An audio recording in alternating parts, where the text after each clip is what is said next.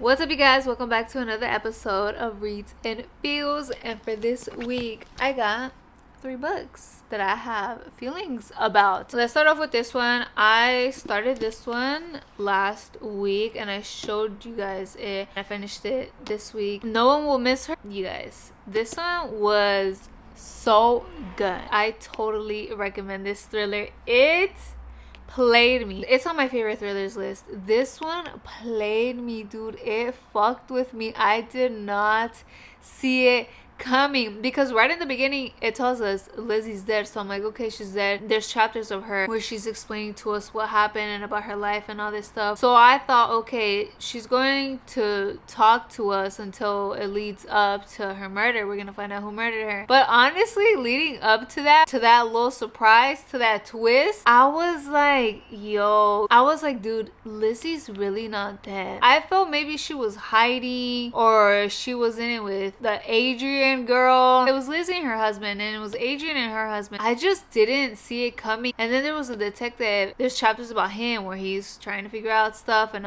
Lizzie is, dude, she is wild. I feel like she was like done with it, dude. It was just so much. I mean, that's not an excuse to do what she did, dude. I don't even know what to tell you guys. It was so good. This one, dude, I was over here playing detective. When the surprise hits, I'm like, yo, like, what? And after that was just like, okay, well, I feel like I ain't playing detective no more. So how's this gonna go about? Is she gonna get caught? Is she not gonna get caught? What is going to happen? And even after that, after we find that out, I'm like, it just had me on edge. What's going to happen? I just thought, okay, she's gonna get caught. She's gonna get caught. How's the detective going to find out? Good. Totally recommend. And then I read Summer Romance, and let me tell you, this one was so cute. It had me feeling, oh, dude, let me tell you that it got me in my feels, okay? It was towards the end where I started crying. I was crying when I finished it last night. I just couldn't, dude. The whole romance thing, it's cute. I love their romance. But, dude, it talked about real life stuff, and I love it when books talk about that. I feel like it was the perfect balance of romance and of other things because it talks about grief, loss, her being a soon-to-be single mom, getting divorced, losing her mom, just feeling all over the place, being in this funk with yourself. That's the thing that got me in my feels. The whole romance was so cute, it was adorable, but it's those things, the real life stuff, where it gets to me. Especially the whole I feel like I'm going to cry. It was just the whole, she's getting divorced, and it talks about her children too. I like how it includes her children. Her daughter's also going through something, so she's, mom, but she's also remembering of how she was as a daughter and what she went through at the age of her daughter, how her mom was there for her, how she's trying to be there for her daughter. And that's the part that got to me because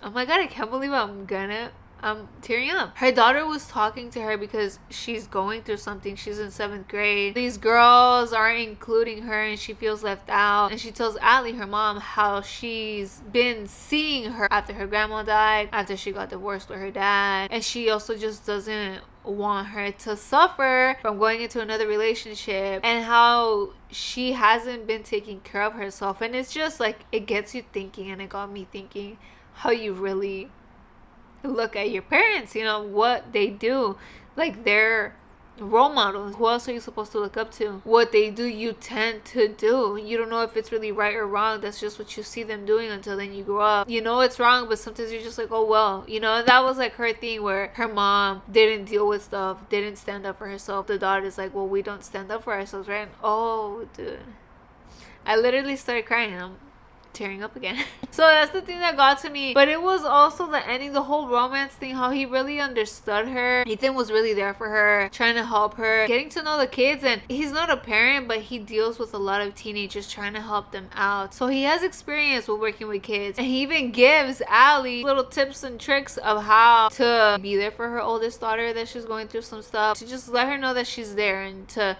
let her kind of come to her, but let her know that she is available. It had me in my feelings. I've read her other 2 books, but this is my favorite one. It was so cute. It really had me crying. Oh, I was really tearing up right now. We have trauma, There's shit I went through growing up. I'm not saying I'm healed, but I've healed some stuff, and I'm still healing. Healing, it's a whole lifestyle. It's a journey. It gets me feeling, but you know, I've let stuff go and it's okay to feel. You know, I don't get mad. I would have before. I would have resented it and gotten all mad and let those feelings come back up. But I just feel it. If I relate to it, then I let it go.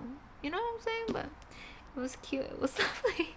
It had me crying. This morning I started The Good Girl and I am excited for this one. Mia goes missing. It talks about before how, you know, she went missing. And in the after chapters, she's back. She's back with her parents. She's back from I don't know where. I feel like it's going to talk about leading up to what happened to her. Apparently she has selective amnesia, so she doesn't remember certain things and she doesn't remember what happened to her. And I'm like, dude, what happened to her? And I don't know, I feel like the family is just, there's something about the family. The mom's very involved, but I feel like she wasn't involved before. And then the dad, I don't know, and then the sister, there's just something going on there. I love how it's in first point of view. I love first point of views. When it's in third point of view, it's like I'm playing detective because you're trying to figure it out. And when it's in first person, I'm really the character. You know, like, I don't know how to explain it. Do you guys feel that way? I don't know how it's going to go about. I mean, I feel like it's going to tell us what happened. I'm getting the vibes. It's interesting. It's very intriguing. It got me hooked. But I need to keep reading a little bit more. I feel like I'm 30 pages in, 35 pages in. So I've gotten a vibe, but